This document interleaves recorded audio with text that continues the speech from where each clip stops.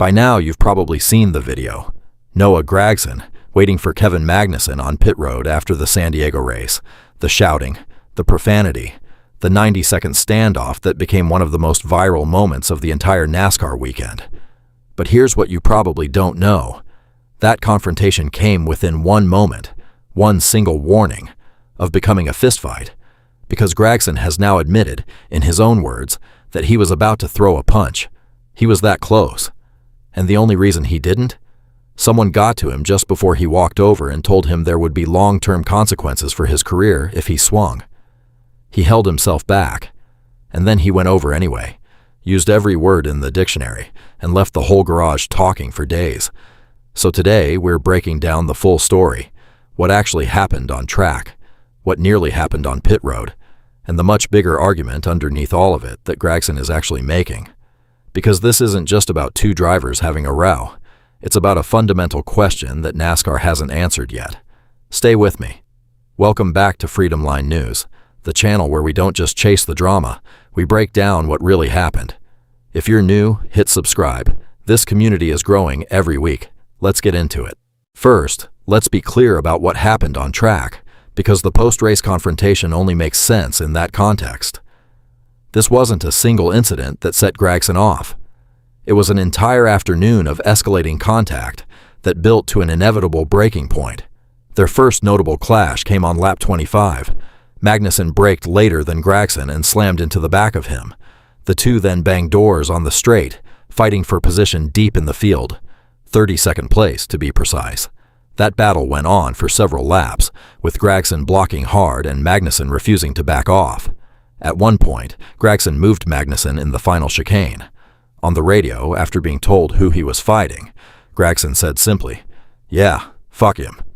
And Magnussen, for his part, didn't even know who Gragson was. On his own radio, he said, "I'm stuck behind this guy. I don't know who he is."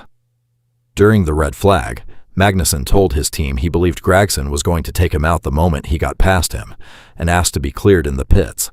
And then, late in Stage 2, on lap 38, they found each other one final time. Magnussen got underneath Gragson entering Turn 4, made contact with the right rear of his Ford, and Gragson spun and slammed the wall with race-ending damage. The video shows Magnussen appearing to briefly throttle up in the moments just before the contact. Gragson radioed his team. "The 91 just destroyed us."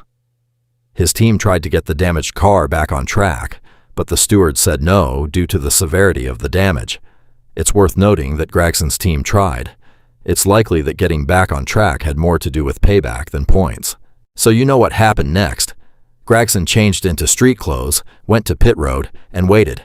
Magnussen came by. The 90-second exchange is now infamous.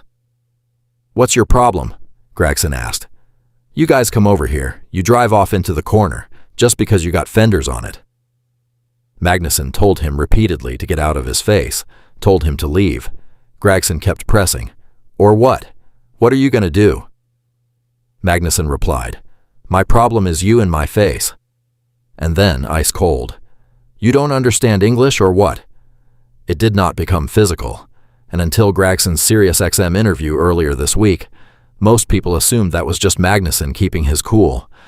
But Gragson has now revealed the real reason it stopped short of a fight.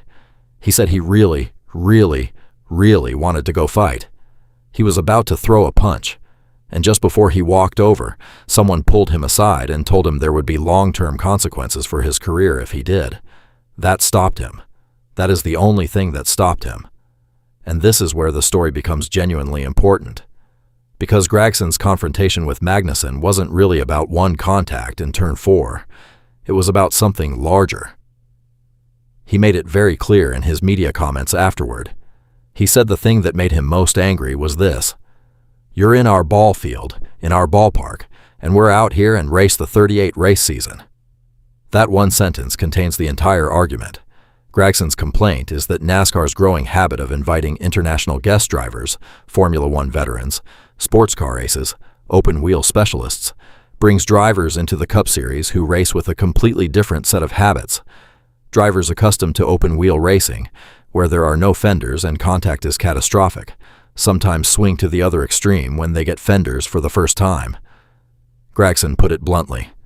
These open-wheel guys, they get fenders on their cars, they get bumpers, and they're driving up the inside. We could all outbrake each other, but they're pinballing it. They're blasting our inside doors. And his specific frustration with Magnussen was that this wasn't just happening to him. To come in here on lap 3 and be jamming up the inside and running into guys and driving into their doors, he said. Not just myself, but other guys. It's frustrating. That's not just a personal grudge. That's a full-throated argument that guest drivers should come in with more respect for the series they're entering. Now let's be fair and give Magnussen's perspective, because his response to all of this has been, to put it mildly, unbothered. He said he enjoyed racing with everyone at San Diego, with one exception. He praised NASCAR's style of racing, said he understood how it works, and signaled he'd be happy to come back for more races. And during the incident itself, his radio told a story of a man who felt entirely in the right. After the crash, he told his team, "I told you, you were in the wrong. You found out." And during the red flag, when informed Gragson was unhappy, he said, "Yeah, he's pretty unhappy, but I mean, what can I do? Gotta get over it at some point." This is a driver who has raced at the absolute highest level for a decade.